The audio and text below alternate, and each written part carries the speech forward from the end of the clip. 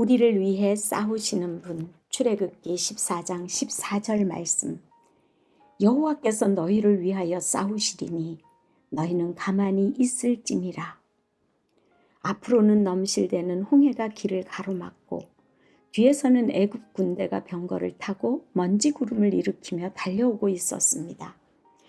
광야 한복판에서 벼랑 끝에 몰린 이스라엘 백성들의 마음은 공황 상태였고 그들의 입술에서는 탄식이 터져 나옵니다. 도망칠 길도 맞서 싸울 힘도 없는 그들은 모세를 원망하며 애굽에서 우리를 그냥 두었으면 좋았을 것이라고 외칩니다.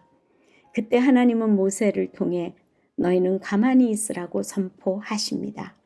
이 말씀은 인간의 상식과는 정반대입니다. 인간은 본능적으로 위기 앞에서는 무언가를 해야 한다고 생각합니다.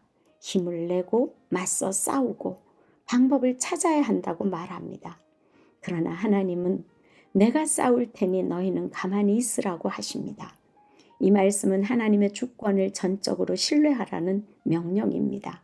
가만히 있으라는 말은 무기력하게 손 놓고 있으라는 것이 아닙니다.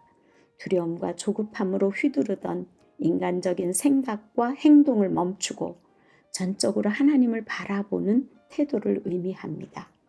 우리도 앞이 보이지 않는 위기와 두려움 앞에서 당황하고 무엇이라도 해야 한다는 생각에 불안해합니다.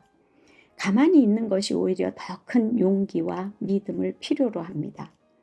아픈 막다른 골목길, 뒤에서는 뭔가 숨 막히듯이 좁혀오는 순간을 마주하게 되면 마음은 초조하고 머릿속에는 온갖 실패의 시나리오가 떠오르지요. 그러나 하나님께서 우리에게 원하시는 것은 그 자리에 멈춰 서서 모든 것을 내려놓고 그분께 맡기는 것입니다. 구원은 우리가 스스로 쟁취하는 것이 아니라 믿음으로 바라보고 맡길 때 임하는 은혜입니다. 마치 홍해 앞에 서 있던 이스라엘 백성들처럼 도망갈 길도 없고 돌파할 힘도 없고 기도조차 잘 나오지 않을 만큼 지쳐 있을 때 하나님은 이렇게 말씀하십니다. 여기까지 오느라 고생했구나. 이제 너는 멈춰라. 그리고 내가 너를 위해 싸우는 것을 잠잠히 보아라. 하나님께서 우리를 위해 싸우고 계신다는 이 진리를 붙드는 순간 마음의 전쟁은 잦아들고 영혼에는 하늘의 평강이 임합니다. 하나님은 불가능해 보이는 위기의 상황 속에서 우리를 대신하여 싸우십니다. 함께 기도하시겠습니다. 전능하신 하나님 아버지, 삶의 위기 앞에서 우리는 불안해하며 조급함으로 결과를 앞당기려 했습니다. 그러나 이제 주님 앞에서 멈추겠습니다. 조용히 있는 자리에 엎드려 주님의 싸움을 보길 원합니다. 우리 안에서 일어나는 요란한 소리를 잠재워 주시고 시선을 주님께 돌리게 하옵소서.